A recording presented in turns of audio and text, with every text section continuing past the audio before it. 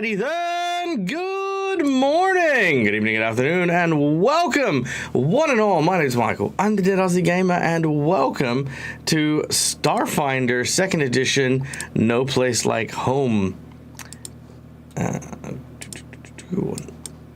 Second, there we go. Sorry, I had to click buttons. There we go. And of course, we are back for more spacefaring adventures with this wonderful group of Patreons who support the channel, keep the lights on, and allow us to do all these cool, crazy, fun, and amazing things. Guys, say hello to the folks at home.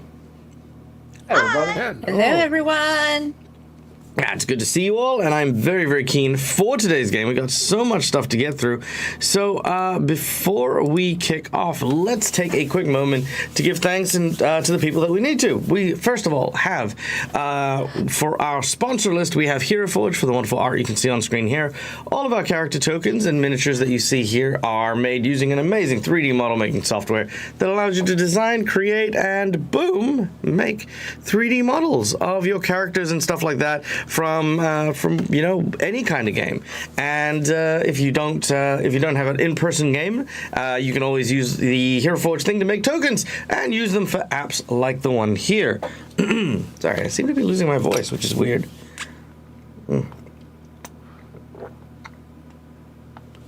Not sure why. Oh, there we go. Actually, I know why, because I have crisps, or these like corn thins for breakfast, and I think my mouth is just dry. All right. Then, of course, we have Fantasy Grounds for our VTT of choice, because every game deserves to sound epic, and that is how we immerse my players into the games that we are playing. So we have Fantasy Grounds, which is next, which of course is our VTT of choice that allows everyone to bring all these things together and play over a virtual tabletop. So go check them out as well.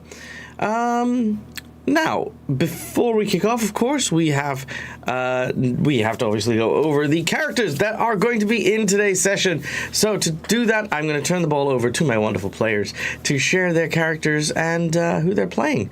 Let's start with none other than the captain of the Morning Phoenix, none other than Captain Gareth, played by our dear friend Cookie Mon Steve. Cookie, take it away. Oh, sure. Yeah, yes, we are characters. Played by people. Gareth, he's a human. Solarian. He is the captain of the Morning Phoenix. Has a bit of a past. He's being chased by the law. And now the entire crew is being chased by the mob. They kind of run around doing free runner, taking contracts that are sometimes questionable in nature. And I'm sure that there will be no problems down the road from when everything catches up to him. And eventually the crew finds out that, this youngish guy that they thought was actually okay is actually not. But maybe. I don't know. He's a fucking cop. He's being chased by the cops. I mean, it's the only explanation for why the one doesn't like you. Possible. Alrighty, I guess that's my cue. Hi everyone, I'm Cass. I am playing Elwyn, the human mystic who was raised by the Kasatha on the Adari world ship. She is actually wanting to become almost like a war medic, martial arts with healing at the same time. And she is on her temperance journey, which is basically a self-actualization journey. And she has made some questionable decisions in the last couple of weeks. And I'm very excited to see those play out. Go, Marcus, go. All right. Hi, I'm Marcus, aka Quartershift. I'm playing Mercutio. He was once a crusader from the city of Canabras on Galarian, until he met his fate was reanimated as a, Jesus, my dog just freaked out all of a sudden. He just like whipped around at me. Anyway, sorry. My dog was reanimated as a skeleton, and then was subsequently at a later date trapped in a teapot, which is now housed inside of this robot body of his. He is currently trying to get back in touch with his once paladin-y side and try to keep the ship running, even though somehow we keep getting our ship in worse and worse condition.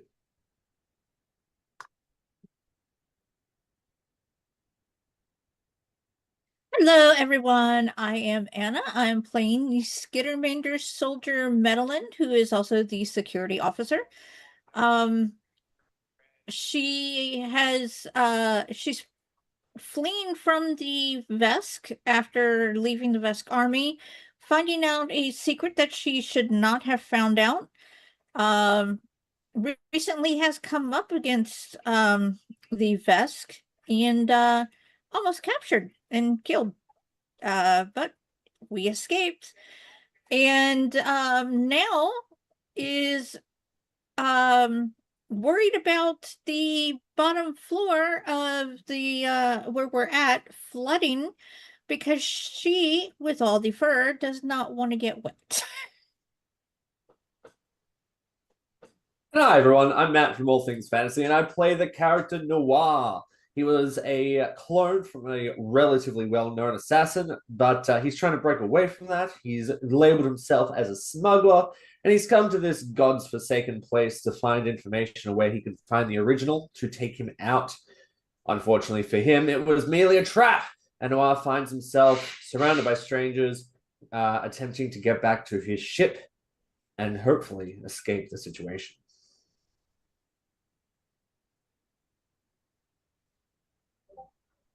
And not joining us today is Carlina, who plays the Pathra Guardian, who protects the ship, handles a lot of the mechanical repairs and the like, and of course is Garrett's second officer. So yeah, that is our table. But of course, guys, there's one other person at the table that we need to give thanks to, and that is our lovely audience members. You guys, thank you so much for being here, being a part of the show, doing all the cool stuff, and letting us, enjoy all the cool game things that we do. As such, we invite you behind the GM screen in order to have a bit of fun with us and participate by playing around with our group through the use of donations. We have a bunch of things that you can use, including channel points that are used to influence the game with insight bonuses, wandering monsters, wandering bosses, divine intervention, divine healing, so many more cool things, so check those out. Those are amazing. But for those of you who want to help out DAG with the DAG survival check for the month, which is now at a whopping 55% of the way through, we have donation bar. There it is.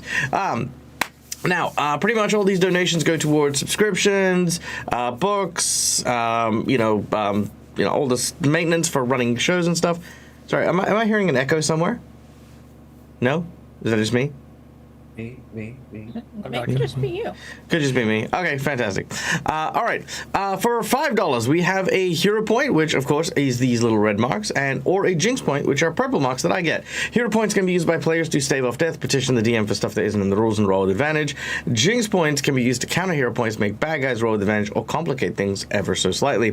For $10, you can donate for either a plot twist, which of course is a random story prompt drawn at random from the deck, of plot twists, and I will add said plot twist to the game. Presently, we have 2 plot twists in action, which is Worst Day Ever and Pride, so they're currently over here to the side. But yeah, this is just a cool little improv thing to control the story a little bit. We then have the other $10 reward, which is a Harrow draw, where our players will draw from the infamous fortune-telling Harrow, at which point they will receive a prophecy. Our heroes will then be able to use that prophecy to their advantage by gaining GM powers temporarily and allowing them to do stuff, basically. We then have our $20 donation, which of course is an amazing nat 20 for our players to be able to use in order to gain an advantage. Boom! Basically, if they want to try and achieve something or do something particularly fancy, a nat 20 is a really good way to make sure that their stuff lands. For $50, you can increase the difficulty of a challenge the group is facing, making a boss tougher, change the terrain, change the parameters of victory, whatever the case is. You just make something incredibly exponentially harder for the group to deal with. But as a reward for their risk, they also will gain a magic item, or in this case, a technological, sciencey item of either my design, your design, or something appropriate. And last but not least, we have the secret menu item. The secret menu item is a $100 donation that, of course, comes with a massive thank you, but also provides a massive boost in some way, shape, or form to the group. The secret menu item for today will go towards... Let's see. Well, I was going to do Carlina today, but I feel like that's not going to work. Let's give it to... let's give it to Medellin. Medellin hasn't received one for us for a little while. Medellin, the $100 secret menu item for you is going to be an ability called Skitter Rush. Skitter Rush is a very, very famous Pathfinder term, which we're going to now utilize as well. Skitter Rush will work as follows. It is a secret fighting art of the Skittermander people wherein which, if someone within your range or line of sight attempts to approach you, you may use a reaction to either approach them or run away from them. Basically, you get a free stride every time someone moves in your direction. This can allow you to gain advantage at distance or lay down cover fire, whichever the case is. When someone within your range of whatever weapon you're wielding attempts to make a movement of any kind, you can, as a reaction, make your own movement. Okay. There you go. That is our $100 secret menu item, Skitter Rush. Okay. I think that's it. We good? Yes. I'm good. What can we say? Charge. Charge indeed. Now, without any further ado, I realized I had the wrong Sirenscape up. Oh no. Sorry. I had the fantasy one out. There we go. Sci-fi. We're just going to get whale sounds, that's all. That's true. Okay, close that. Close that. All right. So, when last we left off,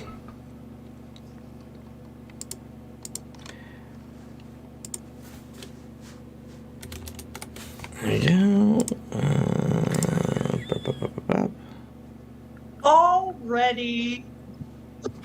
Well played, Schoolie. Well played. Come on, Schoolia, I didn't actually do it. I wasn't expecting you to take the idea and steal it. Well, it happened. All right. Well, we do have a $50 donation, which, again, Captain gets to decide, according to our lovely donator, Schoolie. You can either boss buff or add 5 plot twists. Oh, we're going to boss buff. Okay, boss buff it is. So, when last we left off, our heroes were on a scrap space station, one in which the pilot, aka and the captain of said ship, believed that the world was overrun by these psionic worms. Turns out he was not entirely wrong, as psionic worms seem to be attacking our heroes as they make a break for their ship. Running up through the derelict parts that have been hodgepodged together to make up this space station, our heroes have encountered a terrifying creature, an assembly ooze, basically a large collection of nanites that break down and reassemble all inorganic matter. As the group has been swinging at this thing and battling this thing and throwing your guns at this thing, it has been doing pretty well. And it has recently shrunk down to Mercutio, to enter into Mercutio's armor.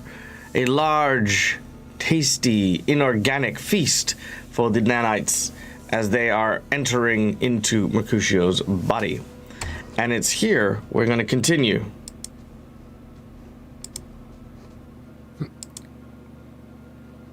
All right, we're going to reroll initiative here, which is fantastic.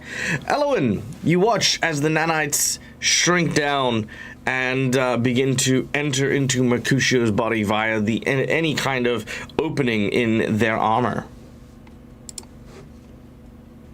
All right, so first thing she's going to do is go, Mert, get ready. That thing entered your body. She cannot think of a better way to phrase it. Block your holes! Block your holes! Oh, God, I would almost ask for a rewind to say it that way, because that's very funny. Sure. For her first proper action, is there any way she can make an intelligence check to Identify this creature? identify? Yes, to either identify it or find where, if it went somewhere specific, or did it just go everywhere? Is essentially what she's looking for. Some kind of identifying. Okay, so I'll give you that one for free. These things are oozes. Oozes are not intelligent in any way, shape, or form. Basic function is pretty much all they're about. For the most part, there are some intelligent oozes, but they're like aliens. You know what I mean? This creature is a machine, which means that it's probably got a programming. And from what you saw when Noir threw his gun at it, it disassembles stuff and then reassembles it. As for your check, if you want to make a check, it will take you an action. I'm going to say it'll be I'm going to say it's going to be a society check. Okie dokie. Ka-cha. 17? All right, with a 17, that is unfortunately not quite enough to know much about these things. You've heard rumors of people who have used machines in places of like factories and stuff like that, where they would basically break things down into UPBs, which is a universal-based polymer that is used basically in everything from 3D printing food to making weapons and manufacturing them. It's a very cornerstone of life. Assembly uses were kind of created to recycle effectively.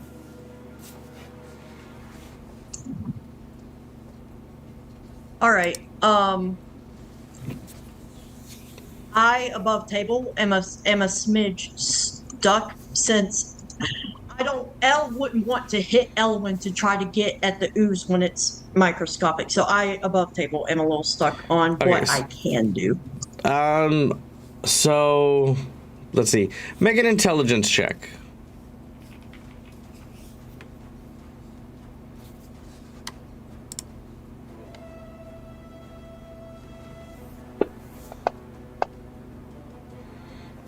Okay, with a 15, there is probably no way for you to attack, in the traditional sense, the creature without attacking Mercutio.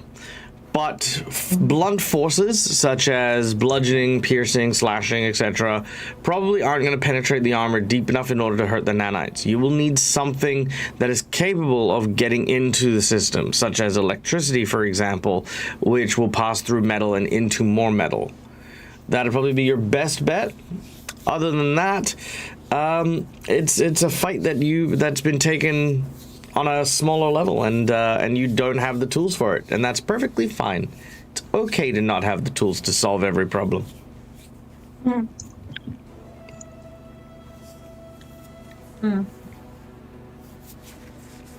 If you want, you can say that Medlin's action is to stop and try to give it a think. Yes, that would be lovely. I didn't even consider that.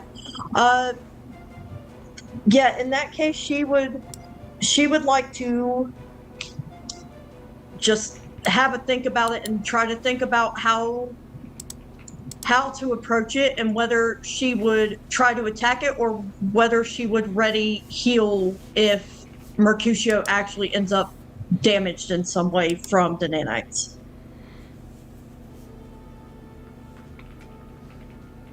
sorry, are you going to wait or are you going to ready the heal? Because if you do, you can You know only what, ready, I'll ready- you can only ready a 1 action heal because you've One only got action 2 heal. action. Yep. Which means you do need to Yep. touch She him. would. Yes, she would ready a 1 action heal if she within. You'd probably also tell Mercutio to come over to where you are. Otherwise, you Yeah. can't reach him. Yep. All right, Merc, back up a bit. You might get damaged. And then Okay. she's going to ready a heal action. All right, done and done. Mercutio, you're up. Yeah, I'm gonna get damaged. That's what that thing does. But on the counter side, we know it brought his gun to a better state. It might actually give my body a better armor. You're not wrong. The only thing I need you guys to worry about in this situation, I can build another body. We can throw my teapot into Tybalt if necessary. But, the teapot shouldn't be affected. But if it does, that's the only thing I need you to be worried about. So, Dag, am I able to move around without the teapot? No. Or does the teapot need to be in the... The teapot is entirely your anchor. Without it, if it's destroyed or if it's removed from the body, the entire armor becomes inactive. Okay. So then what Merc is going to do is he's going to walk over here. Okay. Whee. And... say the little dot chase. I'm like, get back here, snack. He is going to open the plates that house the teapot, and he's like, Owen, as careful as you can be, take the teapot out. Yes. Sorry, I'm just going to go with the mechanical thing. Elowen has had their turn. If you ask Elowen to do this, the Assembly Ooze will get their turn before Elowen will act. Well, to be That's fair, just that's a functional mechanical thing. If Elowen is the person in character you would do, and there's no one else you would ask this of, that's fine. But if there is someone else you would maybe ask, I would probably ask them first if that's something Kusho would do. Well, no offense, he's not asking Noir. he's definitely not asking Noir. Fair. Since... Alright. Medellin, since you have the most arms, your hands should be the most stable. I need you to pull the... Stop laughing, Matt. No, keep going. It's just that more arms means more stable. That's Yes. exactly what it means. Obviously. And Mercutio then learned once and for all what Skittermanders mean when they say giving it all 6. That sounds so wrong. All these limbs just plunge simultaneously. But yes, he will he'll like even explain how to like get it out safely. He's like, I want to Just- point. Sorry, real quick. To be clear, just so that we know it, your teapot's just a teapot. Like it's not like a power core. It's not like plugged into anything. It's yes, just I know, you know. but Okay, it's good. still gonna be like, It's like removing a teapot from a shelf. no, I would like to think that there was like little bars put in place so it doesn't just jostle around while he's running. Oh yeah, no, it like kind of clips into place. You know what I mean? Like it's a fixed. But it's also yeah. still a 400-plus-year-old teapot, and they're very fragile. They are. So- Look, we can go into as much detail as we want, especially regarding bludgeoning damage and how much damage you've taken as Mercutio, or you know. Okay, anyway, he's gonna explain to Madeline that he wants her to take it out until the ooze is done doing what it is, and then put the teapot back once the ooze is gone.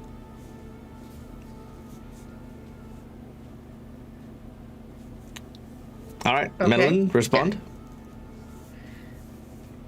Okay, I can definitely do that. I've, got enough arms to hold you steady. So, sure. Okay. Yeah, whatever you do not drop the teapot. All right, Mercutio opens up the chamber within, there in which you see what looks to be a very ornate red and gold teapot. Very, very old, very, very ancient, but kept in reasonable nick. There are a few chips and cracks, but nothing that would warrant, concern. It is, however, very ancient. As that, I believe, you're basically going to wait at this point, right, Mercutio? Yeah. All right. We then go to Noir. Noir. Very expensive, very pretty teapot. Just saying. That is. Noel's going to call out, "Oh, so brave, so heroic." Well, I mean, if it was me, I would have just tried to rewire the nanobots so they didn't actually eat everything, because they are machines, right? And Mercutio is an expert, computer expert. I've seen him do a lot of cool stuff. But, well, good luck. Noir takes another look at his gun. He's like, "This is kind of cool. All right, sweet." Pulls out some rations, starts eating them, and watches them devour Mercutio's body. All right, Madeline. Okay. Can you share that screen with me, No, please? no, because it's not the actual map. Oh, okay. Well, then I'm going to, since I can't move myself, You don't need to move yourself. I'll move it. I'm going to go, There you go. stand over Look in at front of that. Mercutio, Cool. and I'm going to delicately remove his teapot, Mm-hmm. and Oh, look, the map. I'm going to wrap my four lower arms around the teapot, holding it against my stomach, and my face shield is up. So I'm going to move the face shield to in front of me and the teapot. Okay. Now, Dag does not usually do checks like this because taking a teapot should be a relatively easy thing. Should be. And if the teapot breaks, that is the death of a character, which is a whole other thing. But there's a certain amount of confidence here between Mercutio and Madeline about this task being all a given that doesn't make me kind of feel like I'm not asking for a check because of these circumstances, but because these guys are so good at exactly this specific task that they'll nail it regardless of what I do. And there is something in me, someone might call it my pride, that makes me want to see if this is actually how it goes down. So Let's fucking go. So here's what we're gonna do. Go. Mercutio, you have opened up the middle of your chest, and of course, Madeline, you are gonna try and follow the instructions to the best of your abilities in order to remove the teapot. So there are 2 checks involved here. The first will be a crafting check in order to follow the instructions to release the teapot from the housing safely and securely. The second will be an acrobatics check to remove the teapot without sustaining any damage to it. Okay. In the event that any of these things fail, we will roll percentages. That's a critical failure.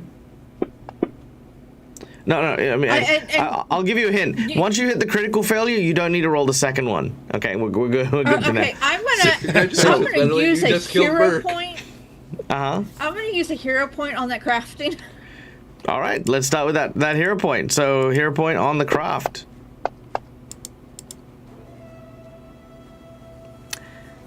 Well, that is a confirmed critical failure.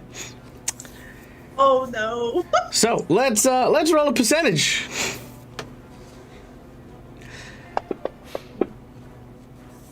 All right. As Mercutio, you watch, you go, no, not that, and then Medlin hits something. You then watch as your teapot is flung from your chest. Thunk! It flies through the air and punk, punk, punk, punk, punk, punk, punk, punk, punk, lands on the ground, which is the last thing you see before you shut down. Medlin, it is skidding on the ground. Did a divine. IT did a divine? Okay, very well. Go for another reroll then.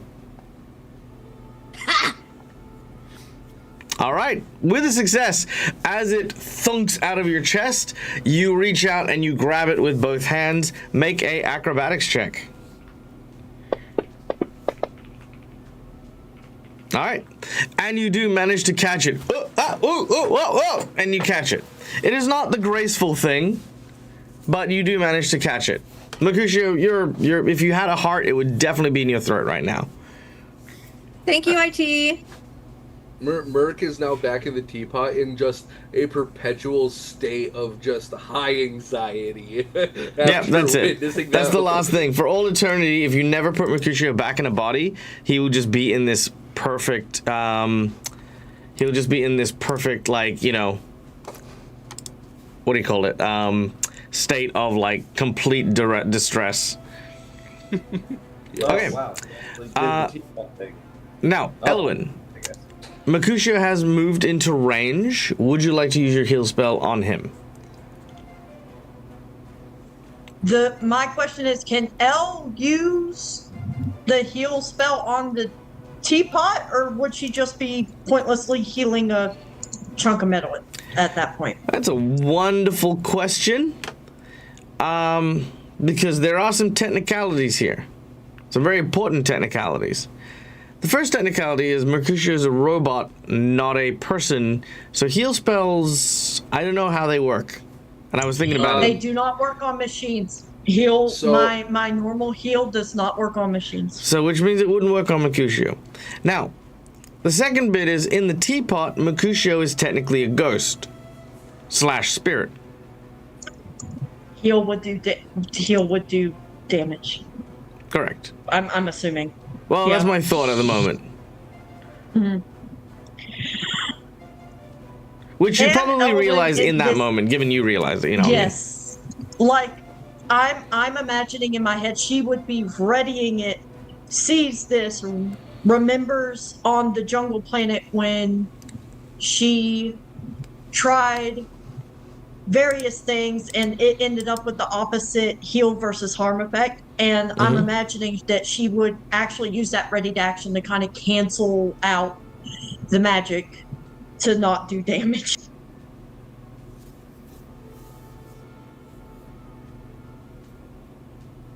Okay.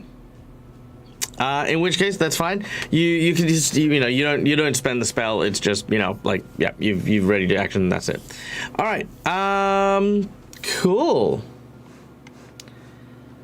All right. I think at that point we'll go out of combat for a moment because these things are going to basically use this time to eat stuff. So there's no real danger. But Gareth, we're going to go to you anyway.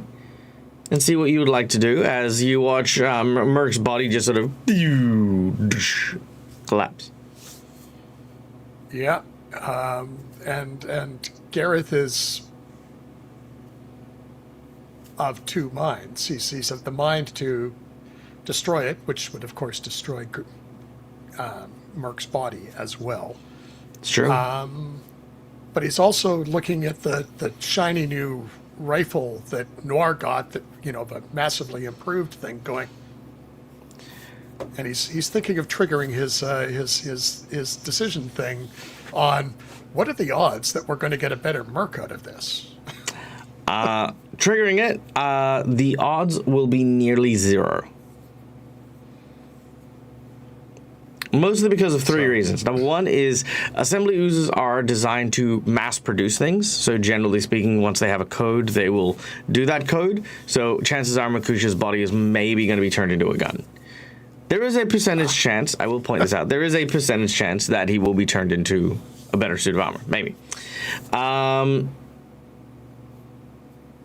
Either way, most armors and most stuff like that do not include teapot housing. True. It's generally not a feature they keep. Unless it's a vending machine. Oh my god, I'm now adding a percentage chance that Mercutio will be turned into a walking vending machine. That time Yes, I got like that one Reincarnated into anime. another world as a vending machine. Exactly. Yeah. Exactly. Yes. You'll have an assortment of snacks. Does that mean I'll be a so it- healer? Maybe, or a bard, or whatever it's called, the envoy. And then whenever you say "come get it," you can be like, let's talk about Yes. snacks. All my Pop out food. abilities will be food flavored. Brilliant. Yeah, at this point in time, Gareth is essentially like he's he is torn and he's you could see him like reach out to start to smack it and then pause and it's like yeah, well, it's like it's no, like it's like because he's at this point he will maintain his graviton, Sure.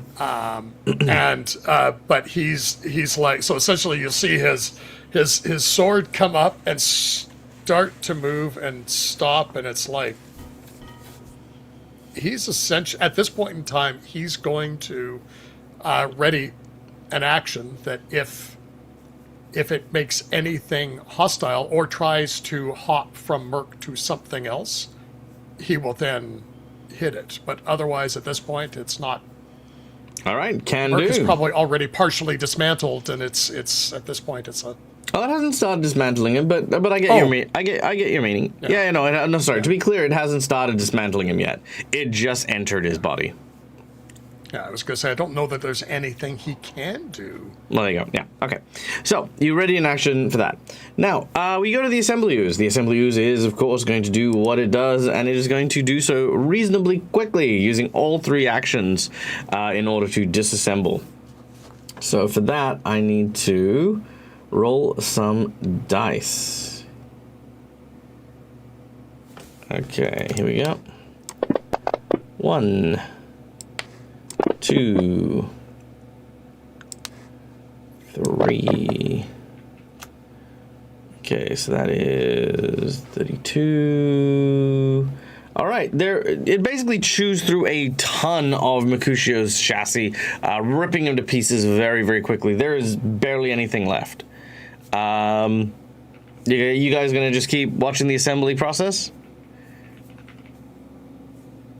With the ready to action, of course, in tow. Yeah. Okay. Okay. I don't know if anybody else is wanting to do something. No, I'm just kind of watching in disbelief. Like, you guys are allowing one of your party members to get eaten? This was a Does member of the Noir group? say that out loud? Does Noir say that out loud? Yeah, actually, he's gonna be eating the popcorn. He's like, wow, you guys really are heartless, aren't you? Brutal. I thought I was pretty bad. Elle's gonna kind of approach him, like not get too close, but approach him and go, and kind of chuck a thumb at the teapot. Long story, he's actually over there. She's just gonna chuck a thumb at the teapot. Oh, well, if you ever want to sell that thing, I know a couple of dealers would pay a pretty price for that pot. One less dealer. One less dealer. I have like 2 other dealers, all right? So, Gareth is going to look over his shoulder, going, "We've already got an offer on him." Yeah, That's true. War lost a third of his clientele. It's true. At least I know not to get taken over by some sort of flesh-eating virus, so you'll just, leave me in and leave me there, or leave any of your other party members Yeah. there. Let me get If eaten. you've got an idea of how to stop it, I'm all ears. Electrocute his system whilst he's out of the body. I mean, Do you that's have what electric? I know, do you? I have a backup battery that maybe I can hook up to him. Hmm? I mean, that is definitely an idea. I mean, that's what I would do. I'm imagining that scene from Firefly. It's like, what do you expect me to do, Mel? Freaking climb onto the roof and wave my hands to the nearest thing? Or maybe you could reroute some of the subsystems to the comms unit. That'll boost the signal. Yeah, for like a second. It'll just, it may be enough to scramble someone's data. Yeah, maybe, but then that wouldn't help them. Their navs would be fried. They'd have to root out the signal in order to find us. Yeah. Well, maybe I should do that. It's like, we don't have any electricity. I have this battery. Maybe we can reroute it through their system. Yeah, okay. Well, maybe that's what we should be doing. Exactly. If only you had Carlina who could repair stuff. Yeah. So that's what Noir would be doing at the moment. Okay, well, if you do want to try this, this will be your last opportunity to do so. It will require a crafting check for you to mechanically engineer or jerry-rig the battery to Mercutio and flood it with electricity.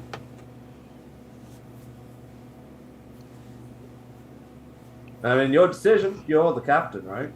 Go. Who are you saying go to? Pick a party member. They all can't do it. Whoever is saying that they've got something that they can short circuit into. All right, Madeline, this is on you then. That was Madeline. Okay, so Madeline is going to take her backup battery and try to hook it to. What do you do with the teapot? I have 6 arms. I'm still holding him. Okay, you're gonna hold it while you're doing the jerry rigging. Okay, good to know. Carry on. Well, I mean, I could always shove him in my stomach mouth like everybody's been suggesting. No, it's too late. You already said you were holding him while doing it. Mm-hmm. Okay, go for it. Make your Mercutio's like, no, not the mouth, not the mouth. Mercutio possesses metal, and if she does that... Oh, right, no. make a crafting check as you attempt to jerry rig the battery. Okay. The fuck is this session already? I don't know, man. I thought someone was gonna fight. I thought people were gonna fight this thing. Good job, All right. Madeline. Okay, with the electricity coursing and surging through Mercutio's body, the ambient electricity is enough to burn up the smaller particulates that make up the assembly ooze as it disappears.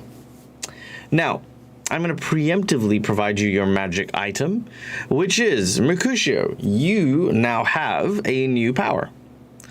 Once per day, you may manifest part of your arm as an assembly use. This will allow you to use the deconstructing abilities of the assembly arm and use whatever equivalent UPBs in order to create or manifest an object. The damage is... let's go with whatever your... so it'll be 1d4 increments of acid damage, but then we'll level it up with, like, striking runes and stuff like that. We'll, we'll get it stronger as we go. But yeah, that'll be basically it. Okay? Yeah, sounds cool. Sick. All right, there we go. So that is your magic item. Now, you haven't felt the boss buff just yet. That is coming, but I wanted to give you the reward first, just because I like this as a reward. But it also means that the next boss will probably TPK you. That way I can make sure if you don't defeat it, you don't get the item. You're welcome. Yeah. Okay. So, with quiet now settling down, Mercutio's body is still on the ground. Okay, let's see if we can get the teapot back. Is the teapot spot still there? Yeah. Well, no, actually, the whole body, save for like a tiny bit of it, has been destroyed, and will require a very robust crafting check and a ton of supplies in order to recreate it. Okay. So we're going to take the body. You scoop up, you grab it, and you put in a few boxes. Yep. And all the UPBs that are around that the assembly use was spitting out, probably. Mm-hmm. Yep, sure. You got all the resources. Basically, you have all the materials to make another Mercutio. Exactly. And keep that teapot safe, Madeline. Now, you will remember in the previous room that you were in, there was a very, very large furnace with some workshop tools and the like, as well as people throwing bodies that resembled Noir into a giant furnace. I thought you were about to suggest throwing the teapot in the furnace. I mean, There's a very large body. thermos. This would be the perfect was time there- to throw his teapot in. yeah, perfect. Was there a printer there? Yeah.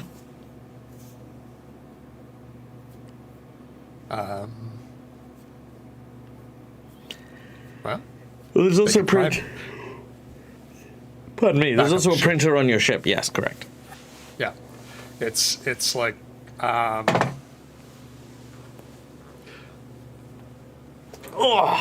Gareth is actually like, okay, so this one he is going to trigger it because this is essentially an odds weighing of if they stop to try and build Merc's body now, is the ship going to get destroyed, which makes everything kind of moot. Or are they best to try and carry on and get to the ship and get T-Bolt to help? Maybe Expo. These are very valid thoughts and considerations. So, yeah. So he's going to go. I think we need to get to the ship. We've got with all the pieces we've got, should be able to put it back together. I hope. Fingers crossed. Let's keep going. All right. If Carlina was here, maybe. Grabbing up the pieces, you begin to make your way back up. You are continuing up the further, what was it, like 8 flights of stairs or something like that?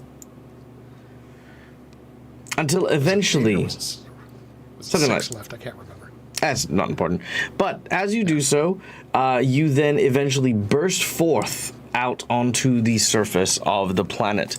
The second you enter, there is this immediate activation of your spacesuits. The air here, even though there is oxygen, it is entirely polluted. You have several warnings flaring up about the atmosphere of this planet being uninhabitable. Heavy irons and metals seem to be lingering in the air, as well as acids that would otherwise, if you had basically not had your suit on, your face would be melting and you would basically be being digested from the inside out by incredibly harsh and caustic materials. But what makes this place even more oppressive is the large mustard-colored fog that seems to conceal a lot around you.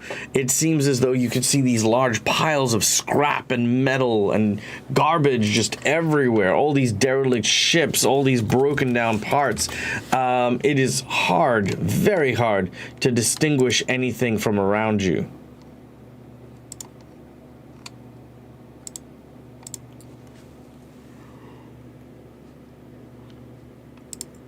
Well, no, I was going to look for a ship. All right, let's make a survival check. You're going to get a +1 from Schooly Guy, who is going to offer you some advice on where to go. Oh, thanks, school guy. I love his name. A 22. All right. You seem to be able to find where your ship is, and results are grim. You can see what looks to be your wing having been torn off by these mechanical arms that are basically now ripping out the internal guts of your ship. You can see your favorite seat is now being thrown into a big pile, which is being flown away by this yellow hover cart, as well as other bits and pieces that are now being thrown into what looks to be an assembly line where smaller robots are crushing, disassembling, dismantling bits and pieces. Your ship is presently 86% destroyed.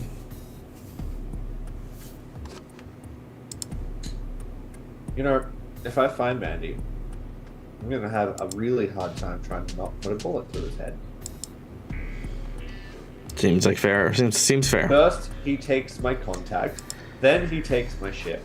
Then he plunges us into this survival bloody thing with worms flowing everywhere. I am not happy.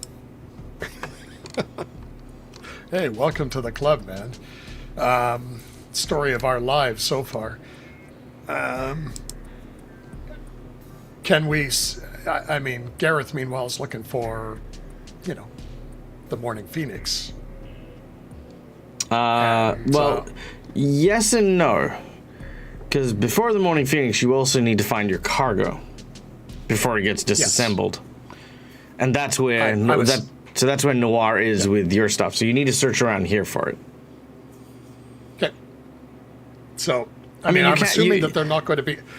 I'm assuming they're not going to be able to move the vault without the ship. Possibly. You also know that you wouldn't be able to move the vault if the vault is disassembled. True. Okay. So he'll look for the... He's looking for the vault while Noir's looking for the ship. Yeah, of course. All right. For those of you who are looking for the vault, I need you guys to make perception checks as you look around.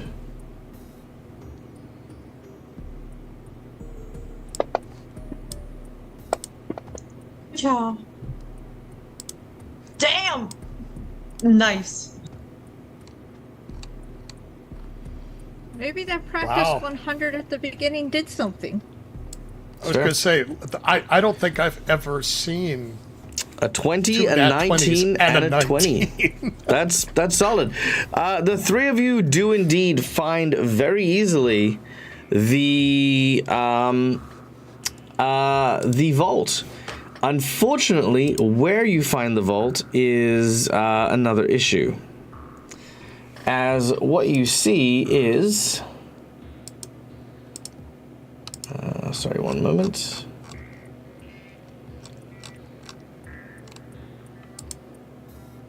Yep, back on the junk station. All right, what you see is the vault about to be crushed by a large robot that is a trash compactor. Think something like Wall-E, but like the size of a building, and which also kind of looks like a gorilla. Its hands basically are two independent bulldozers, where it sort of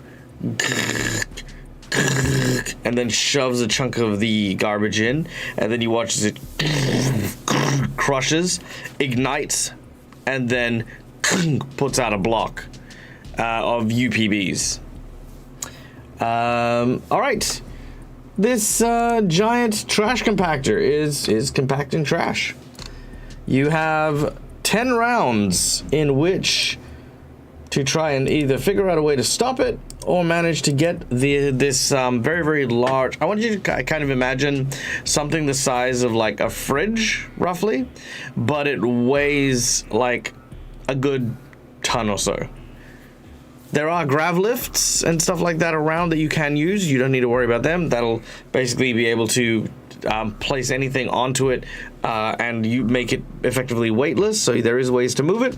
But there is the trash compactor to deal with. So, the scene is yours. You may deal with this however you like. So sorry, the vault is basically the size of a fridge? Yes. And how big is the and how big is the trash compactor? The size of a building. Big enough to stuff it inside. Okay. It's like Gareth is like, there it is. We've got to get that thing away from the compactor. Can we stop the compactor? Medlin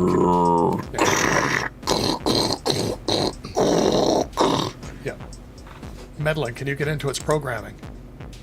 Tell it to stop. I can definitely try that. That's, point of the eye. Hey, Madeline, if you're having trouble, just insert Mercutio's teapot into it in some way. Into the trash compactor bit. No, not the trash compactor bit, but the head bit. Smart. Oh! That's so good, actually. That might be a good idea. Have Mercutio take it over. All right, that means you will need to make a series of checks in order to get up to the top. I'm going to give 1 round to the planning session as you gather around to come up with this idea. But as you are looking at this giant thing, as I mentioned, the size of a building, you will need to parkour your way up towards the cockpit, i.e. the square head that rests at its very top. For this, we will need 3 rounds of checks. Each round will require 2 checks before 1 failure. Any number of people can do it. It's just up to you to who wants to go. Anyone who doesn't participate in at each level, if you don't proceed, will then be stuck on that level till somebody else takes a go. It'll make more sense as we go. But number 1, I need athletics checks to climb the first of the base structure. And then I will need a reflex save to avoid the large crunching bits. So, Could I argue in acrobatics? No, sadly not. This isn't a balance one. This is a dodging one. So you're actually evading. I meant for the. No, climbing is always athletics. Climbing is like a physical feat. Balance is more your acrobatics and stuff. Well, Gareth will try to climb. All right, so that's Gareth on the athletics. So make an athletics check.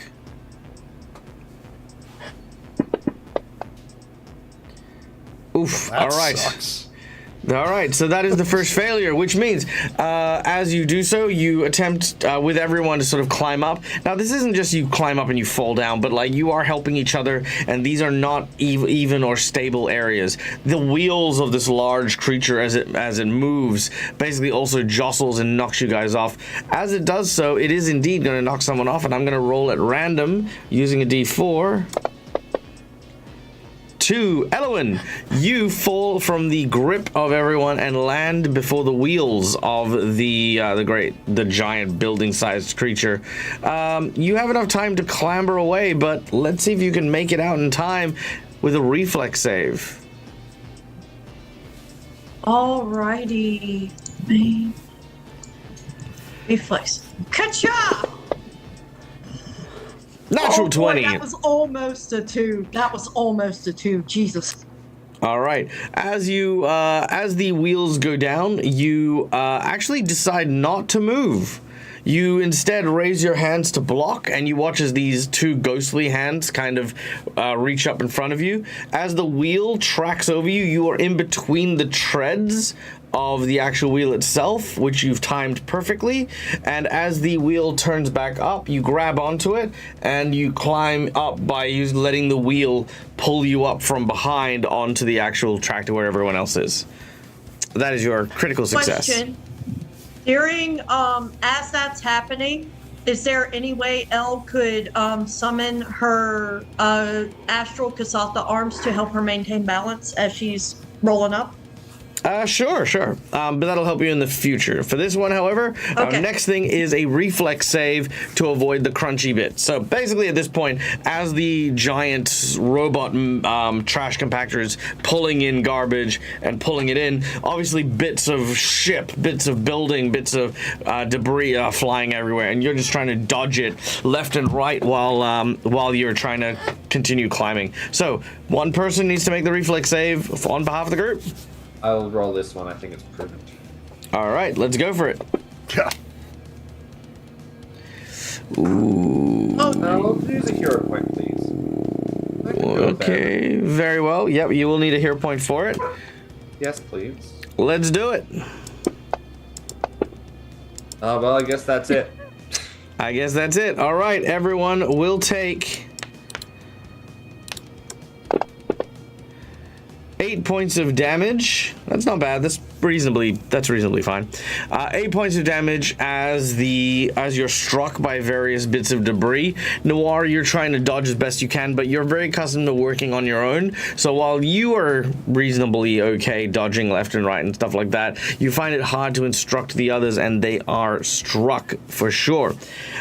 Which of course means that we get the next event that happens, which is, of course, one of you is going to get stuck in the mall. Well, potentially in the mall. Let's have a look. 1, 2, 3, 4. Who's it gonna be? Actually, you know what? Let's go 1, 2, 3 because I feel like now that we've done Elwyn, we should do one of the others. Medellin. So, as you're dodging the debris, one of them knocks you off to one side and onto one of the conveyors that lead into the guts of the creature. Your leg is pinned between what looks to be two large bits of metal as you are slowly being dragged and sucked into the center. You have 3 checks in order to try and break yourself out. What would you like to do?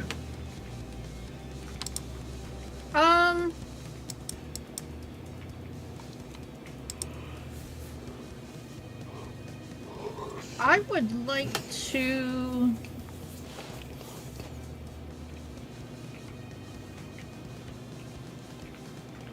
Can I shoot it? Shoot to the make building? Shoot the arms that are. The arms that are size of school buses that are like sweeping spaceships into the middle bit? Yeah, you can shoot that. I mean, I can't promise you it'll do anything, but, you know. Can It'll make you Medellin feel better. use? Can Medellin use her climbing kit? Yes. The question is to do what? To help me climb?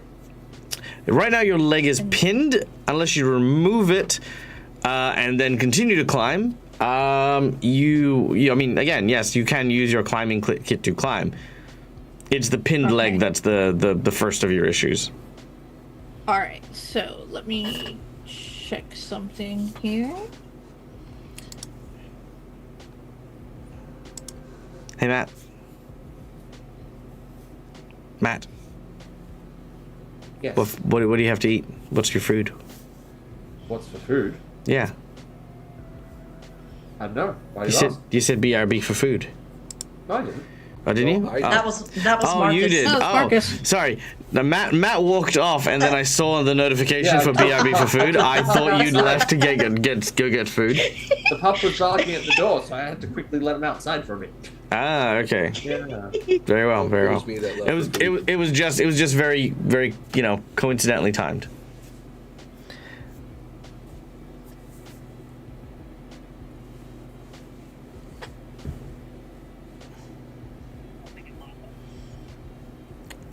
What are we looking at, Medellin?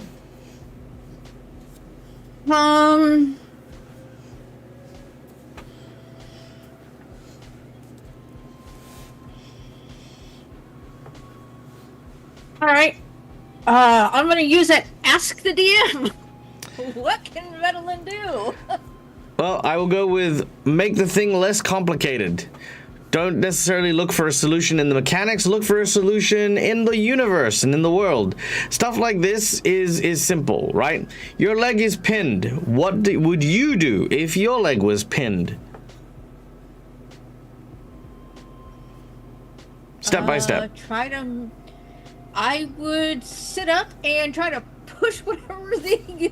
Brilliant. Make an athletics check to try and unpin your leg. See, like I said, this is PSA to everyone. I tell people this all the time. Your job is to tell me what you do. The DM's job is to figure out how that works, marrying it to the system. Your powers and abilities are important for you to know so you understand mechanically how certain things work, but interactions and solving puzzles and stuff like that, answer is not going to be on your sheet. It's usually going to be being present in the space and doing things. So, with a 15, unfortunately, that is not enough. You do need some help, which, of course, thankfully, you do have the rest of your team that can help you.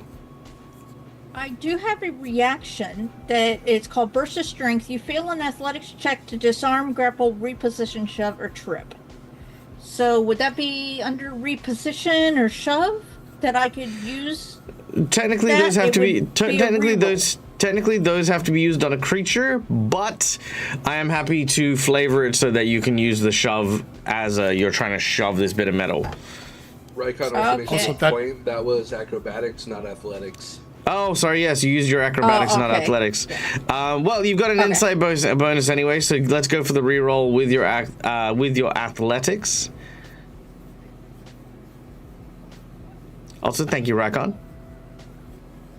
Okay, am I rolling acrobatics or Athletics. athletics?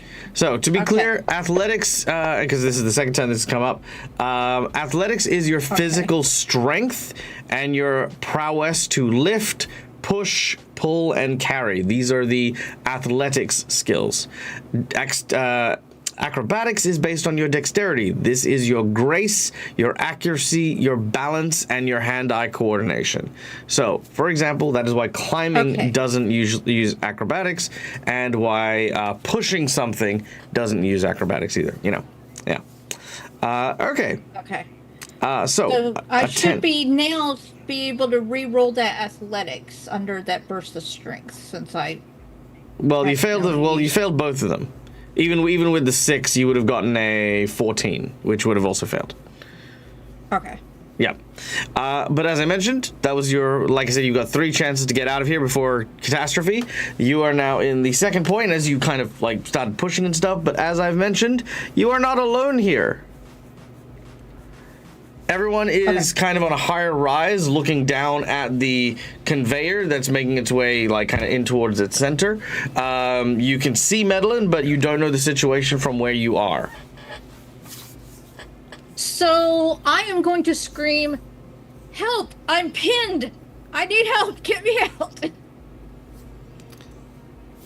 out!" Gareth will drop down and try and help her get unpinned. All right, so you're going to climb down? Yep.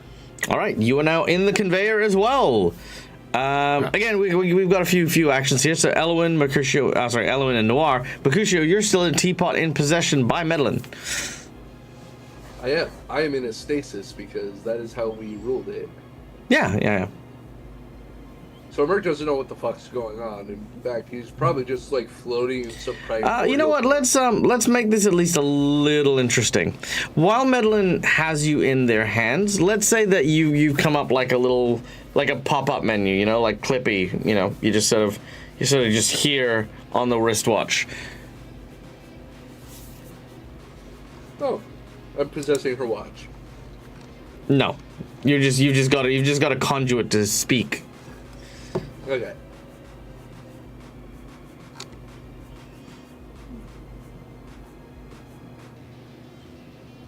Anyone else want to do anything? Otherwise, you're just watching the captain. I'm happy for either.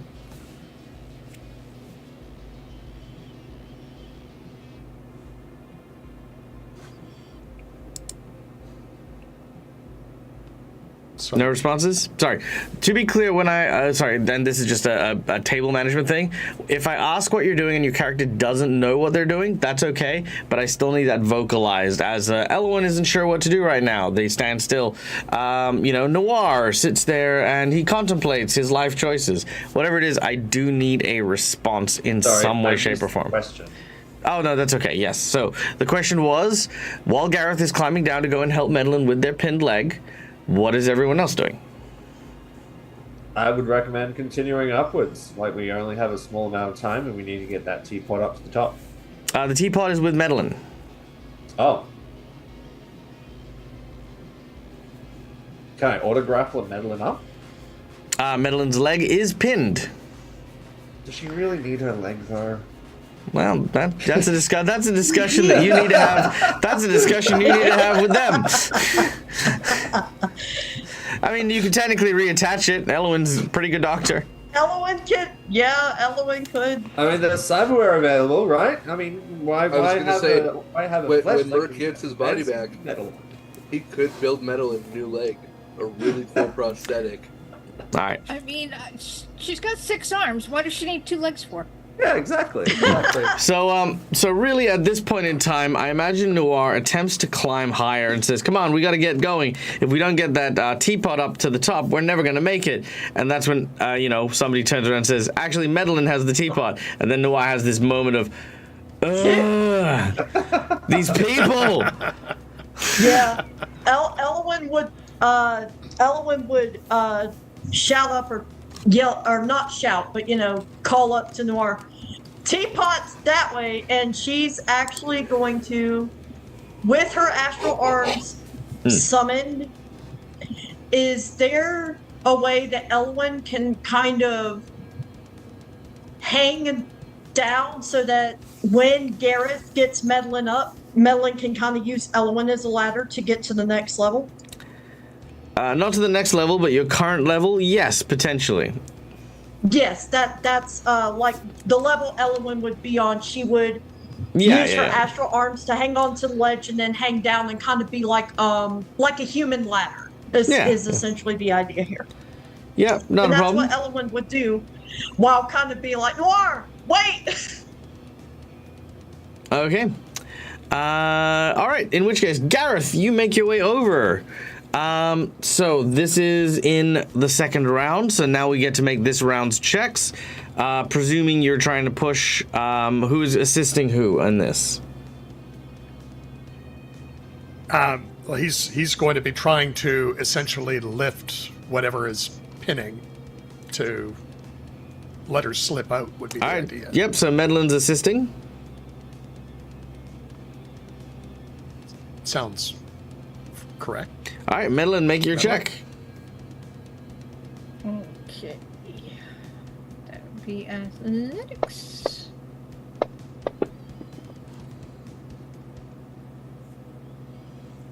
Okay, athletics check. That is enough. You managed to pull your leg out and free with Garrett's help as you managed to push it off you. This is looking great. However, again, with another sickening crunch, more of the stuff is moving in.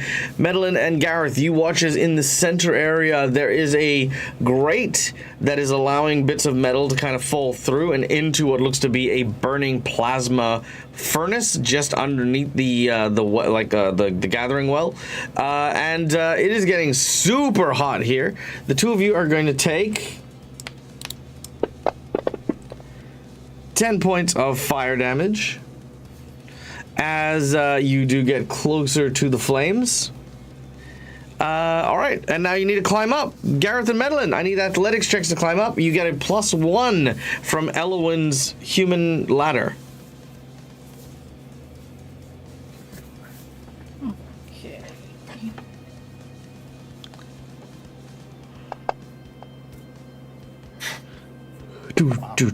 Gareth, you get up. Medlin, you almost get up. Could Gareth grab at her to... Not while you're climbing on your own. You have not succeeded so far enough as to hoist you with the penalty. You are very, very close to failing as well. Out of curiosity, if he was point that. Hold on, give me 2 seconds. Out of curiosity, if he was to grab Medlin, I don't know how much Medlin weighs. Would he be classed as encumbered? yes, probably. No, I mean, technically Medlin would add 6 bulk to you, but why do you ask? Because he could use his jetpack. Oh yeah, sure. Yeah. So it would add 6. So based on your, you know what? Let's calculate it. I don't mind calculating this because this will be useful for later. Your strength is 3, which, if my count is correct, would mean that you can carry up to 8 bulk, which you're currently on 6 bulk, I think, with all of your gear. So plus another 6. Yeah, with plus another 6 would bring you to your limit, which is 13. Right. So you would certainly be encumbered carrying Medlin. That does not include Medlin's already very robust inventory as well, because Medlin has a ton. As soon as he's encumbered, the jetpack won't lift. Yeah, so Medlin's gear, not including the 6 bulk that Medlin weighs, is 9.2 bulk. So Medlin weighs 15.2 bulk. That is well into, like, forget encumbered, you would not be able to move carrying Medlin. Yep, fair enough. All right, we do have a divine intervention, courtesy of McBluff, for Medlin's check. We do not need to worry about that. Inside bonus, we're going to give you another inside bonus here, where you actually find a shortcut, a ladder, which is not too far away. So we're going to use the divine intervention to give you advantage on your next roll. This one will be an acrobatics check as you try to scurry across the debris to the ladder, and if Medellin, you succeed on this, this will pass you in from floor 1 to the first check of floor 2. Okay. Nice. All right. Medellin points out the ladder to everyone. Everyone at this point, what's the second check for? Oh, yeah, you said advantage. What I'm saying. No, you know, you're fine. Yeah, it's fine, it's fine. You make your way towards the ladder. You call to everyone, there's a ladder, there's a ladder. You rush over to it and begin to climb. You see that large bits of debris are about to sweep you off the ladder, but it's got one of those, like, circular cages to sort of protect the people climbing the ladder. So as you get up to the cage, boom, you hear the metal scraping just inches away from you as you climb the rest of the way up. Gareth, Elwyn, and Noir, you basically all find the ladder as well and climb up. All right, we are now on stage 2. You have 1 success under your belt, which means we need 1 more success in order to get up to stage 3, which will be the final stage before we reach the cockpit. So, as you climb up to this level, thankfully now the crushers are well and truly below you, but as you climb higher, there is the sounds of something horrifying nearby. These are mechanical vultures, scrapper drones that fly higher in order to tear apart, unscrew, and pick things to pieces, then to drop them down onto the surface level for the large compactors. A flock of them have seen you and are now attacking you. You will need to find some way to shoo them away. Now these guys, they are a fight. You can fight them if you really want to, but that will obviously take up even more time. You need to just get rid of them or ignore them. It is up to you. But yes, they are swooping. How many of them are there? Like, are they in like a cluster, or they're a flock? Yeah. Could I ask a hero point to shoot a bludgeoning graviton blast at them to try and push them away? No, but you can just make an intimidate check if you'd like, and I would take that hero point off you. I will take it I'll try and scare them away. Mm-hmm. You know.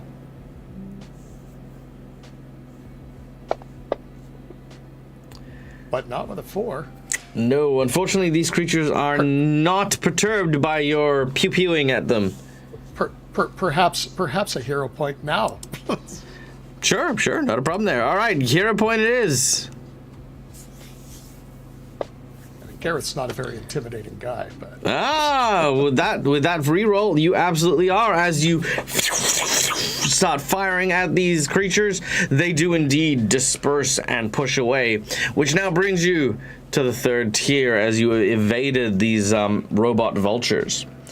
As you get to this tier, the gas has become thick. It is hard to see. It is becoming more cloying and poisonous the deeper you go. Now, at this point in time, you can either do a survival check, perception check, or a... Sorry, I need to double check this. Yada yada, there we go.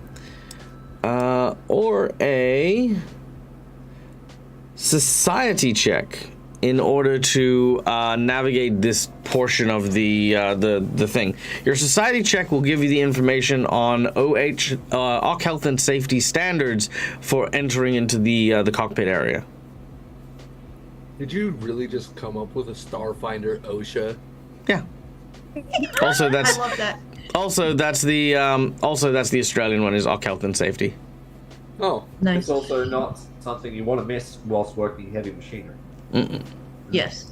Yeah. Hence the society check. So society, survival, or perception. And is that everybody making that check, Doug? No. One person. Same thing. Each of these checks is just progressing you further along, and it's kind of like on behalf of the group. All right, I'll roll it. My perception's pretty good. Fuck yeah! Good shot. Nailed it! All right. As you make your way up through the fog and the clouds, it is very, very difficult to see your way through and around. You do, however, find the large security door that will enter the creature, but it seems to be locked under a pass key. Mercutio, you're the only person who hasn't rolled yet. Let's make a computing check, shall we? I'm assuming I'm talking to someone through how to do the thing.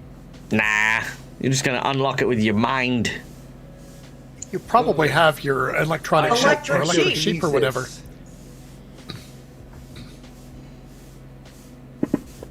Oh yeah, I do have my electric sheep.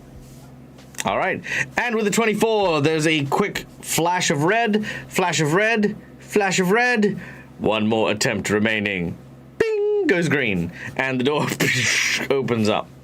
Entering in, you see that the large machine, of course, is filled with, like, basically the stuff that you would use for, like, a construction of this machine of this size. And you can see down below you several stories. More of these ships are kind of being pulled in. You have but mere moments before basically, at this point in time, you watch as it scoops the pile that has the vault in it and pulls it in. So now the vault is on the conveyor.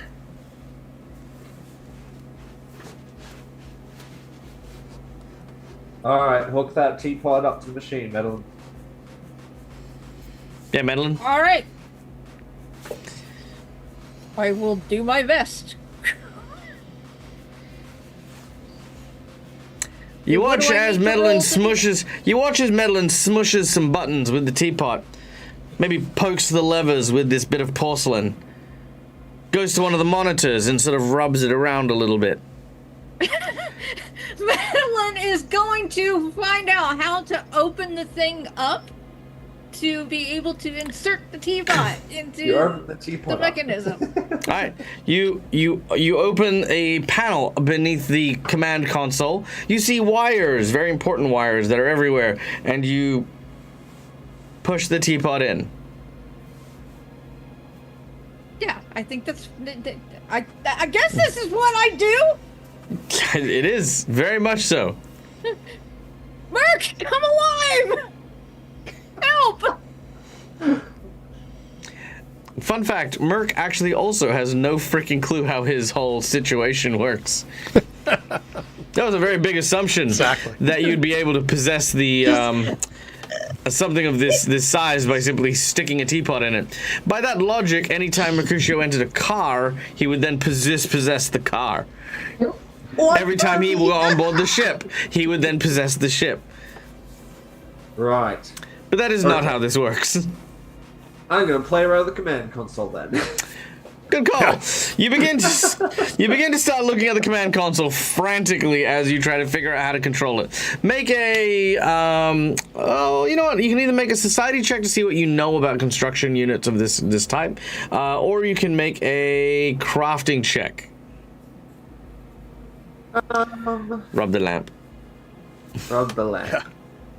Mercutio comes out. I Yeah. was gonna say, if he does crafting, could I like give an assist through Madeline's watch? Like, Sure. Yeah. Push.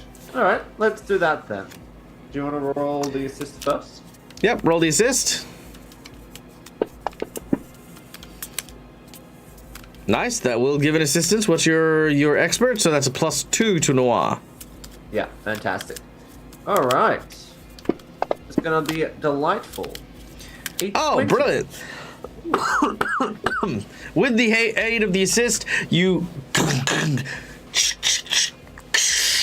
and you watch as the machines. What are you instructing it to do? Accelerate. Yeah, Dell looks like no. Dig, dig, dig, dig, dig, dig. Pause. Pause. And with that, the creature / trash compactor ceases spewing out its noxious fumes and comes to rest. All right, congratulations and fucking well done, team. Look at that. That, by the way, was our boss buff for the session. We had a whole freaking encounter that took up like a good chunk of the game. But that was that was our Our boss buff. Originally, I was just gonna have you guys try and beat like a small conveyor belt and then have those vultures attack, but then turning it into the skyscraper and this big. I hope you guys got from the descriptions and stuff the sheer magnitude of this thing and like the weight behind it as you kind of got through it. It was sci-fi Shadow of the Colossus. Yeah, basically. That was the vibe. Okay. Well, with the thing now stopped, we're gonna fast forward a little bit because I don't want to have you guys all climb all the way down. Yada yada yada. You guys will, I presume, go and check on the vault. Yes. Yes. Good. Yeah. As you make your way there, you do find the vault is in relative tact. I mean, obviously a little bit scuffed here and there, but just even looking at the vault itself, it is incredibly robust. It is a hearty thing. You're actually at a point where you're not even sure if the furnace would have destroyed it. Like if you went into the furnace, like everything would have melted around it except the freaking vault. So yeah, it was made very well by the Knights of Galarian. Whatever is inside of here is something they wanted to protect as well as, as well as anything that they have, as well as any of the artifacts or relics. The next step is, of course, finding the Morning Phoenix in order to get the vault out. Correct. Mm-hmm. So we're looking for the Morning Phoenix. All right. I'm going to say that just for the sake of brevity here, you can put a tag here. It's like an electronic watch tag from one of your characters. So one of the characters sort of takes off their band, sticks it here. Basically, it means you can trace it, so you know where the vault's going to be.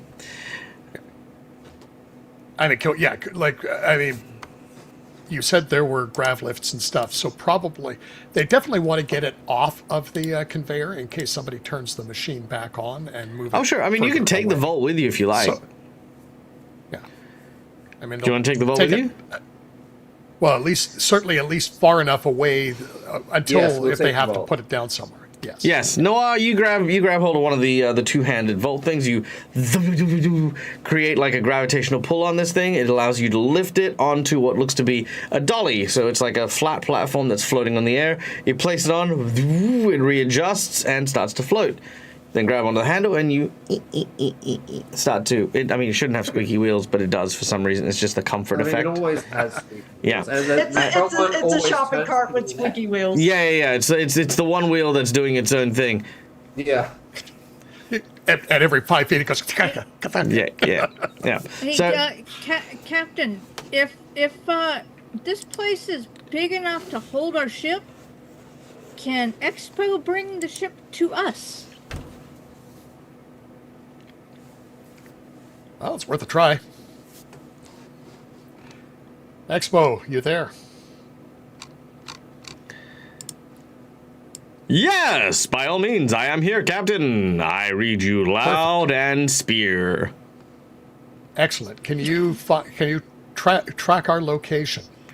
Yes, I can. Tracking location. Tracking location. Tracking location. Tracking location. Tracking location. Okay, I'm assuming you found us. Can you fly the I'm ship? tracking you Excellent. now. Can you get the ship lifted off and bring it and come and get us, please? Yes, I can. Don't worry, Captain. I'll be there before you know it. You then watch as Expo's eyes sort of furrow down. We're gonna do this real quick. Hold on. Here we go. You spinning Expo is breaking me every Good. time. It gives me the giggles. All right. Hold on. Here we go. Gareth is learning to be much more specific with Expo. It's fair. Okay, is that what I want?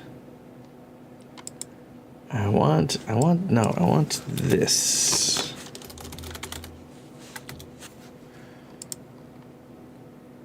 All right, here we go. Ooh, that might be good.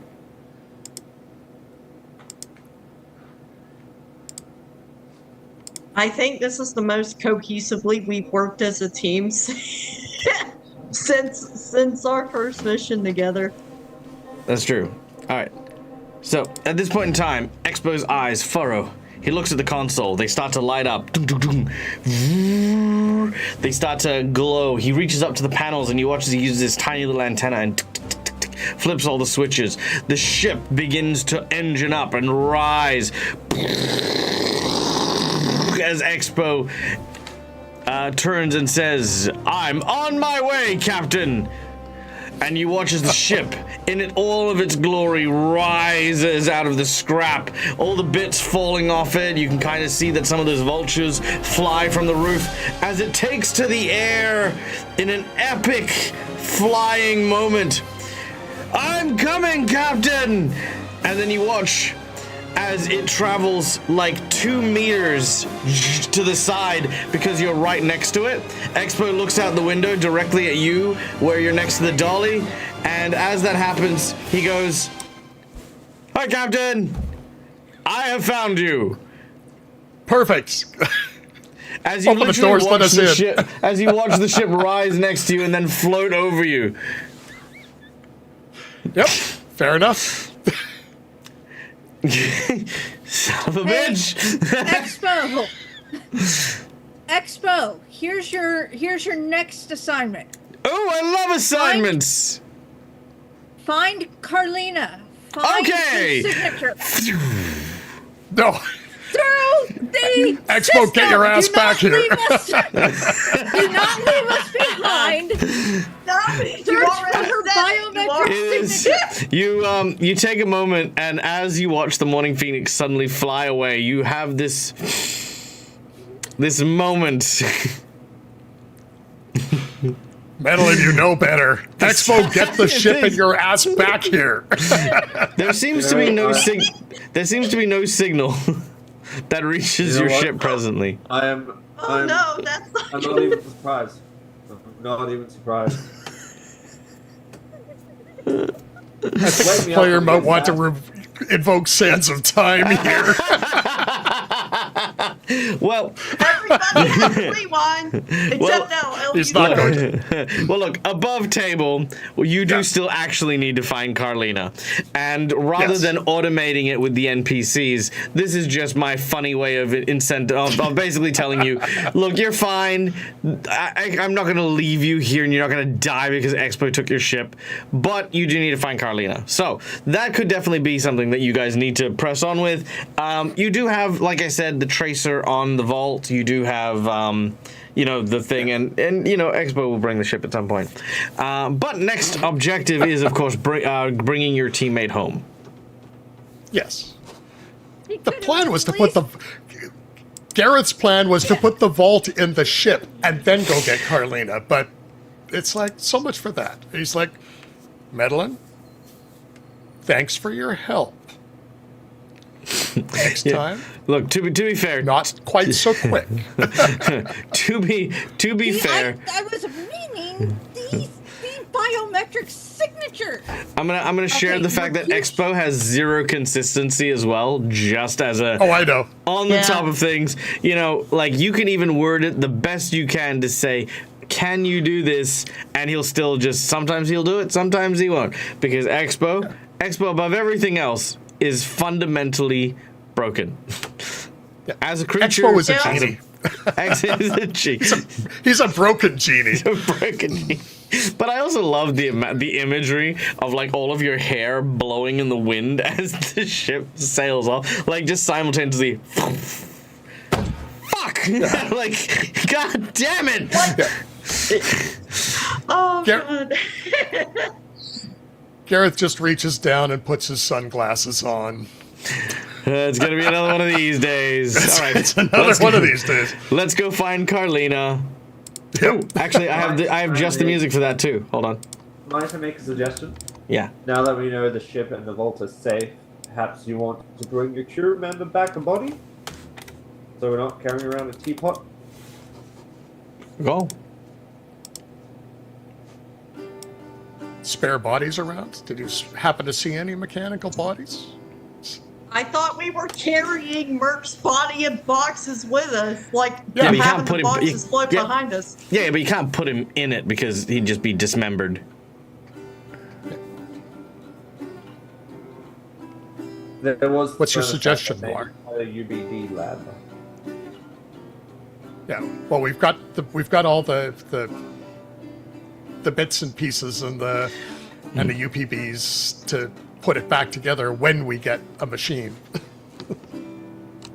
Maybe. Well, you're surrounded by machinery. You could probably look around and see if you can find him a body.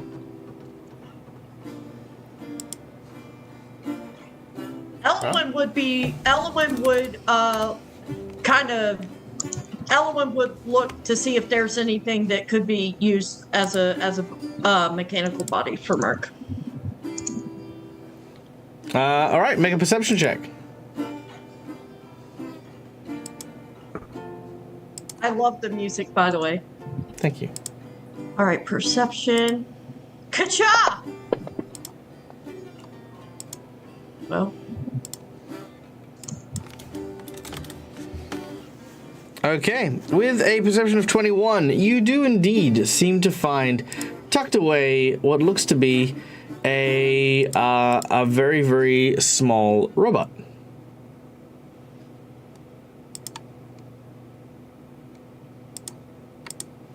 By the way, did we bring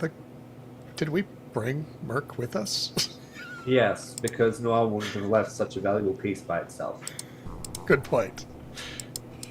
The acquisitive nature is in full protection mode. Excellent.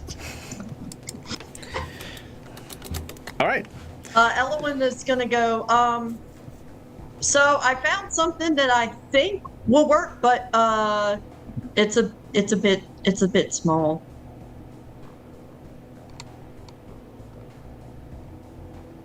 Well,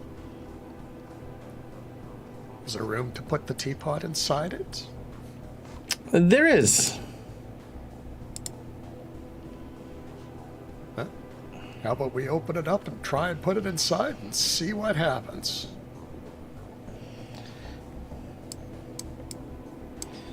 All right. Bear with me for 1 second. You all know what I'm doing. We don't need to pretend. Yeah. Elle's then gonna say, Medlin, you still have Merc, right? Elwyn doesn't, I don't know if Elwyn would see Merc, so she's gonna be like, Medlin, you still have Merc, right? We didn't break him anywhere? Is he good? Is he damaged?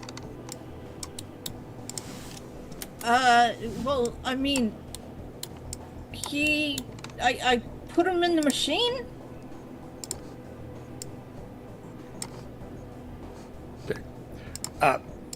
Elwyn just attracted Garrett's attention when she said that to Medellin. It's like, well, I sure hope so. But it's like, Elwyn, are you okay?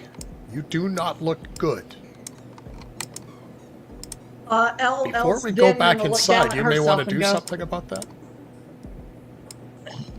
And she's gonna look at herself. She's beat the shit. She's gonna be like, let me get back to my med bay. No. You don't have time. We need you in better shape than this now. I don't care whether you fully patch yourself up, but if you don't do it, I'm going to rummage through your bin myself and find a stim pack for you. At rummage through your bin, you see Elle hiss through her teeth for a minute. You get like not a minute, but like a real quick hiss through the teeth, and then you'll see her magic. This time it's Kasathan script that kind of wraps around her as kind of embraces her almost like a hug as she heals herself up. Perfect. Aw. Well done. Healing hugs. Yeah, pretty much. Elle in this moment at the top of this planet, she seeing that it's and thinking about the ship and everything else, she's missing the Adari a little bit. She's a little homesick at the moment. Aw. That's kind of cute. Okay. So, still working on the Merc thing. I just need a few more seconds because I'm doing a bunch of stuff. Okay, here we go. So I know you all have a plan to get off this planet, this thing, but I still have a score to settle with Mandy. So if we find Mandy, Gibbs.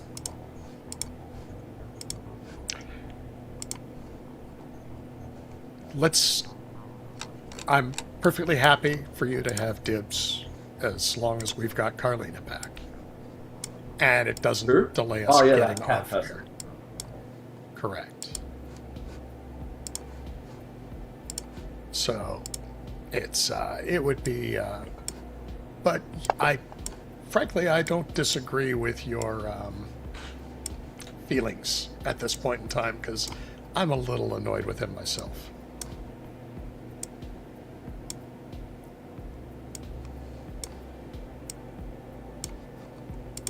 Very well. So, Well, hopefully we can find your Colina, sorry, and we'll try to take out Mandy whilst we do it. I like that idea. I like that idea immensely. All right. Well, more specifically, what about the worms that you guys have squared off against?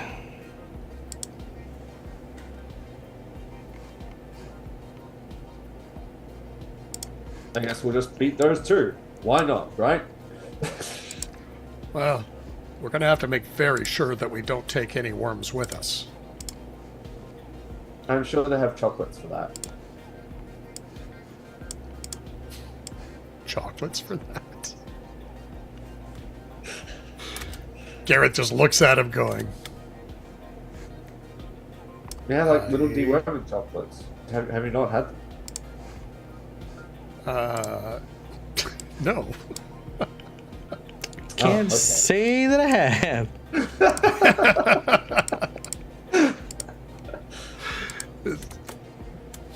It's like, yeah. That's fine. I'm sure we could probably make some. Okay. Well, That'll work. All right. so, Almost there. yeah. So did you catch the game last night? Keep going. Garrett's going to look at Noir and go, do you want to, is part of what you're looking for Mandy for to find out about what part, if any, he's playing with what we ran into in the furnace room? That might have been on my mind. I'm pretty sure this place was designed as a trap to catch, well, me, and me, and me, and me, and all those other me's back in the furnace room. Yeah. If Mandy is So- the guy in charge, then he'd be the one to know what's happening. He didn't exactly give me a warm welcome, right? Have you told them what happened when you arrived? No. I mean, I told them little bits about my contact being, cappuccinoed and, Yeah, you were eating when that we sort of got stuff. there. Yeah. Yeah, I think the players know, but the characters don't. All right. So you're going to use this opportunity to fill them in. Yes, pretty much. Very well. Okay. It's like do you still need time? Just a little more. So Gareth is going to look at Noir and go, I know we got off on the wrong foot, and I don't expect anything to change quickly. But are you truly shocked at my initial reaction to seeing you? And I agree that I shouldn't have tarred you with the same feather. But based on my experience, are you shocked?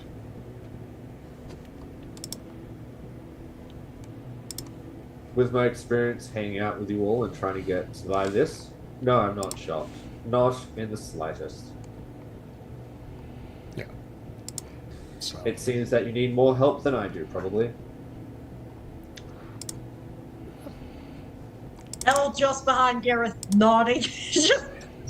Yeah, Just Gareth like- is Gareth is like, yeah.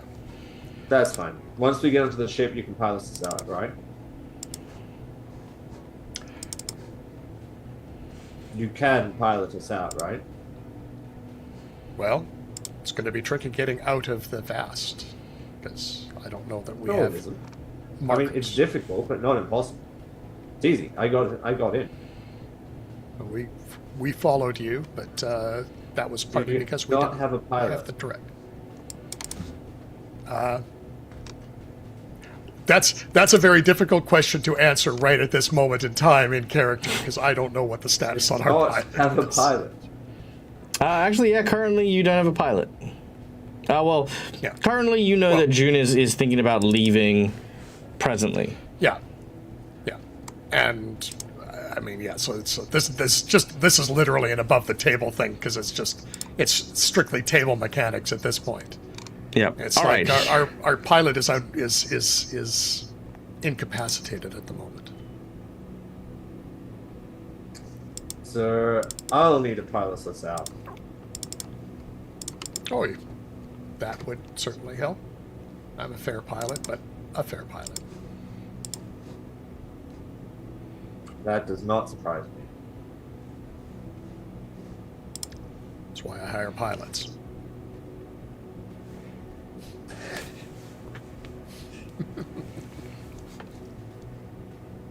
Elle's gonna elbow Gareth a little bit, like not hard, just like nudge him jokingly and be like, "You're not. Listen, Captain, you're not that bad."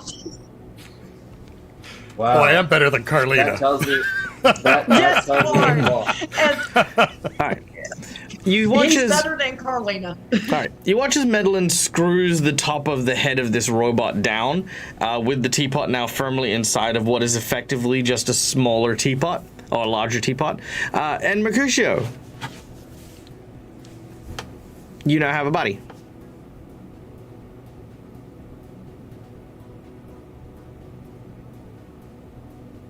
So this is how a dwarf feels.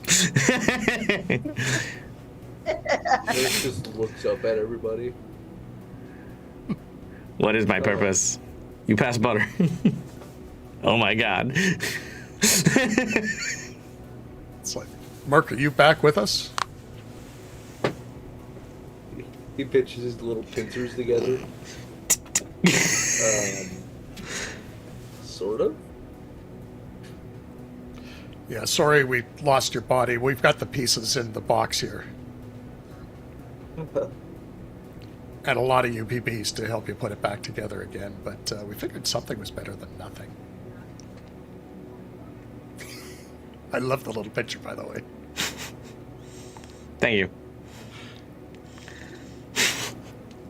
Merc has no words. He just looks at his pinchers. It's like,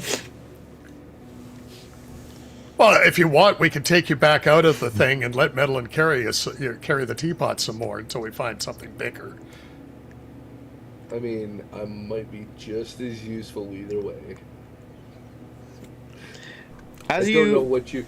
I don't know if you expect me to fix anything with these little claws. You're actually we're just trying to get Carlina. You're actually wondering to yourself, what possible use would this robot have had in life? Like, you feel like you have no idea. And that is when, like, we flash backwards to an assembly factory where you watch as this one robot grabs this like a huge ingot, and this huge robot slams it into their hands.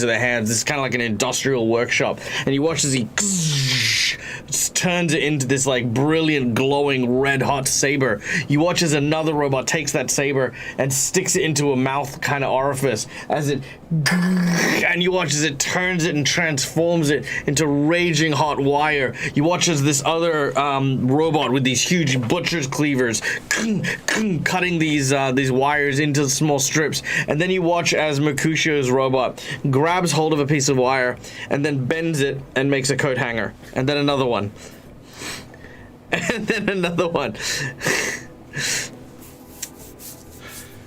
Perfect. That was the original use of the robot's body that Mercutio had. The Mercutio looks at these little pinchers. No. However, as our heroes find themselves preparing to go in search for their friend Carlina, they are not alone. Circling above after Gareth had shot at a flock of them, the vultures now see, ooh, a moving robot. They kind of look at it curiously, and they look at our group curiously, remembering these creatures are dangerous. And we'll come back next week to find out where our heroes go on the journey to find Carlina. See, And I was gonna say, as the group's moving, I'm picturing this little tiny robot going face plants, gets up.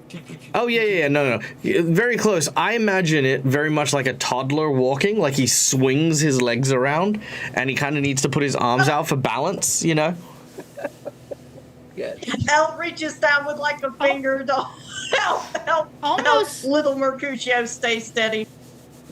Almost the like little Alan robot. Rickman's little robot character from Hitchhiker's Guide to the Universe. A little bit. Little But robot yeah. just looks up at Elle. Don't patronize me. Uppies. Mercutio is now metal in size. Yeah, true. Now you're metal in size. Okay.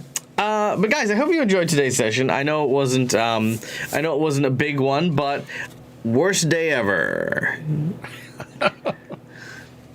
Mercutio was very excited to get his cool, upgraded, hyper advanced mechanical body. and now he's in a coat hanger robot. I think it's a pretty bad day. He's Tybalt size.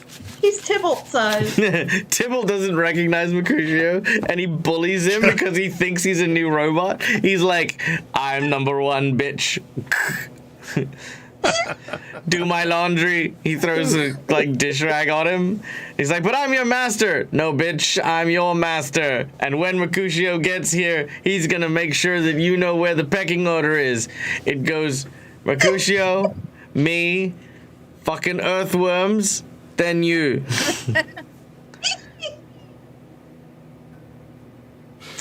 Sounds good.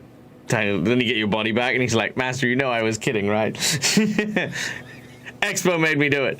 Ah! Run away. Instant gets dismantled. Yeah, exactly. All right. Anyway, I hope you guys enjoyed it. I feel like today lent into a little bit more of the wacky hijinks that I kind of want with this game as well. While I enjoy us having like those kind of serious, kind of nail biting, crutchy moments, I like it being a little silly. I like us having things like Expo stealing the ship and Mercutio getting the tiny robot, and having these kind of like back-to-back moments of like sheer terror that we can now break up. So you guys did amazing. I had a great time. I hope you guys did too. And guys, my name's Michael. I'm the Dead Aussie Gamer. This is my place. This is my face. You can find it here a number of times during the week, doing cool stuff, having fun.